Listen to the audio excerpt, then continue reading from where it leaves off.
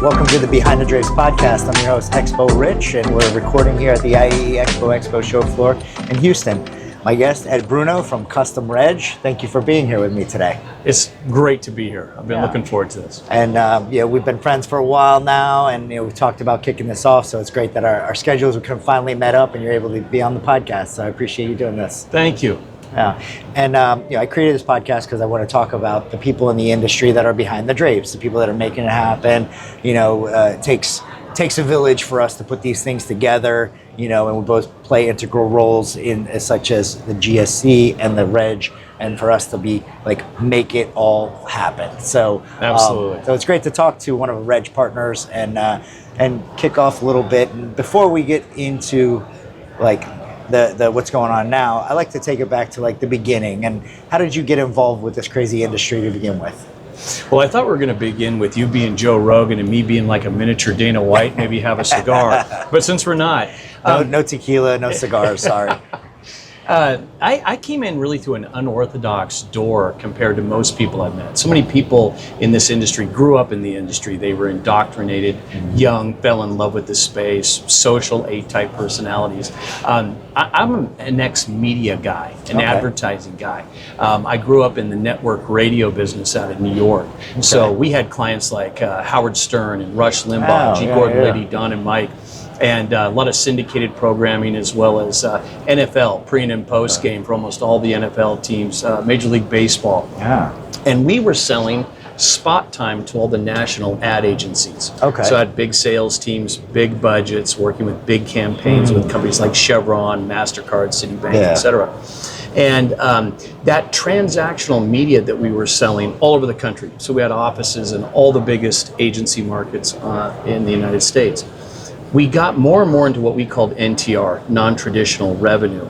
For us, as we were selling media time, right, airtime, commercial time, NTR meant event marketing.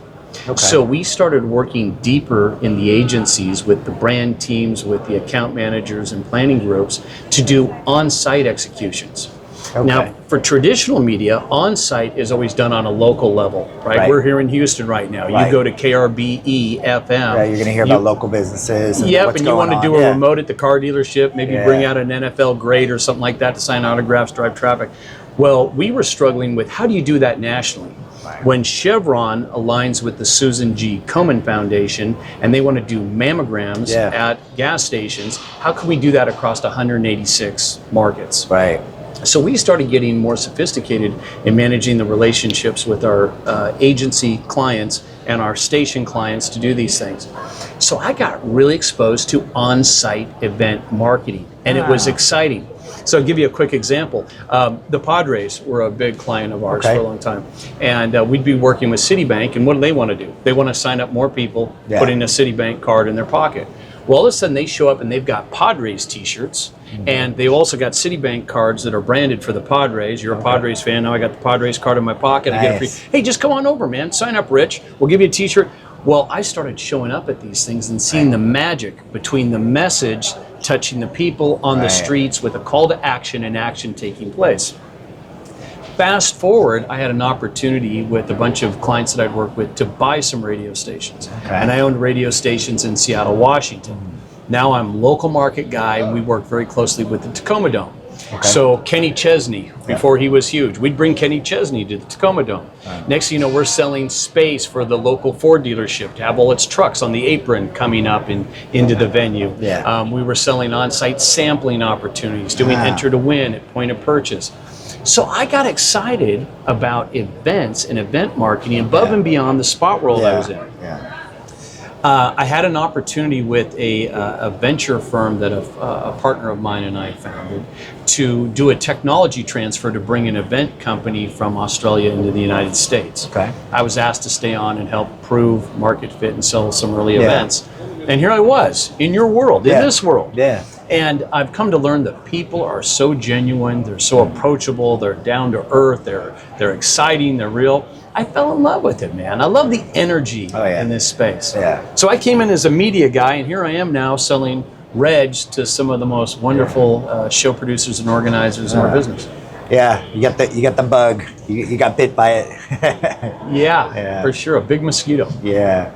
Yeah, and what was your immediate transition right into registration, and like was that like your first step in as far as on this sector, or was there any in betweens or just? Yeah, it's a good question. The company I was with was really a ticketing company. Okay.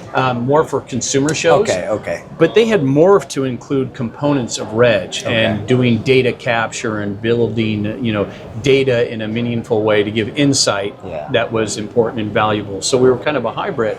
And that company was sold.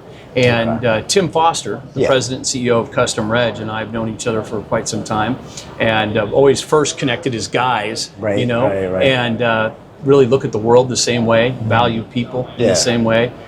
He's built an amazing corporate culture, amazing team, and we got talking. He's like, Bruno, come on over here and sell for CustomReg. Yeah, that's great. Yeah, and when you're friends and like-minded, it's really easy to bring you on board and help build your company with it.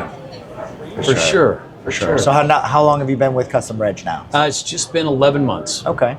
Yeah. So now, as we're looking into finished out this year, looking at next year, what are some of the big things on the radar that you that you're excited about for 2026? Really, two things predominantly. One, actually, I'm going to digress. Three things. One is we've integrated and worked with every show app you can imagine, because we're working with so many different organizers. Okay. And we've got a chance to see up close, the best of the best in what the apps are doing out there to connect the audience with the exhibitor and create that interaction, and some things that maybe, we're not A-class in our opinion. So that's really smart, because instead of saying we're going to build a competing app, let's be app neutral, and let's work with them all, and let's figure out a way to integrate. Because I know there are some registration companies that also have apps and things like that too. So which you may have one, but like the idea of saying we're going to work with the apps, that's actually really smart. You've got both observations perfectly correct. So we initially worked with them all, but then we decided, why don't we have our own app? Okay. That's a great opportunity to add value to what we're doing with our platform. So we're launching an app in 2026. We're really excited about it. We've already got 6 shows that have sold in or are going to be using it. We're going to be learning a lot from how the engagement works with it. So we've got an app for 2026 that is a CustomReg app that we co-brand, obviously, for our organizers. The other thing is we're really getting into AI in a super cool way. And this is the thing I'm most excited about. We have an AI chatbot called Craig. Okay. We use Craig because it's the closest to CRI, CustomReg Inc., Craig. And it's attached to our data lake. So you as an organizer can sit and go to it and say, how are my sales comparing year over year to last year? How am I trending compared to last year? How are my sales pacing? So all of the custom reports that we already have that sit on top of that database, that data lake, now it's going to be intuitive with AI that's going to pull. So you can start training it and coaching it to bring new insight, different ways that you've thought about the data. If you have a data set and it's compiled and let's just say 100 buckets and those are your options, what if you make up bucket 101? What if you make up bucket 102 by coaching and training that AI to go? The data's there. It's just how do you segment it and gather it in a meaningful way. Oh, that's going to be great. I mean, again, we talk about the use of AI, but some people get AI exhausted. It's really now converting useful tools. What's the outcomes and what's the problems that we're trying to solve, and using AI tools to do that. It's not like AI for AI's sake, and because that's you hear a lot of there's so many things that are out there, and you start playing with all these toys, and you kind of end up not using much of anything because they're all kind of doing different things, and it's so I like that you found a problem, or now you found something that's really useful information, and you're applying your AI technology to so that year over year comparisons and trends. That's going to be huge for sure.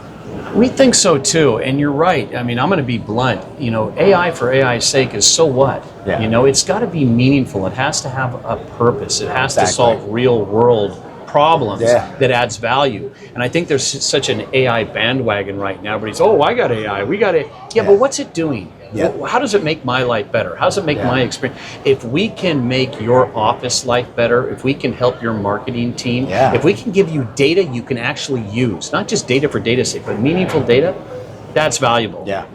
The third thing we're excited about is we've focused predominantly in North America throughout our 28 years of existence. Yeah. We are now expanding globally. We just did a big Nice. show in Melbourne with ISSA, and we're looking at expanding that even further. We're very excited about Latin America right now. Yeah. And so we want to broaden our reach and take the value of what we do with this very passionate team of awesome people. Yeah. And grow globally.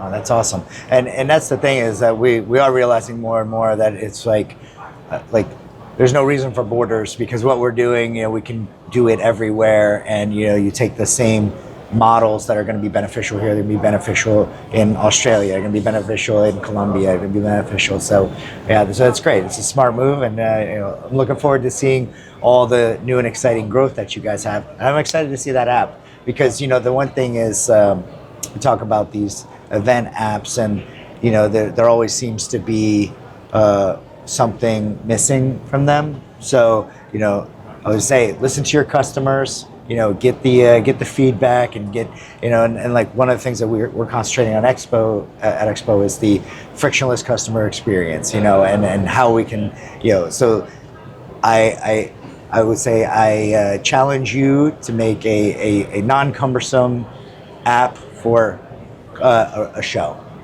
I like it.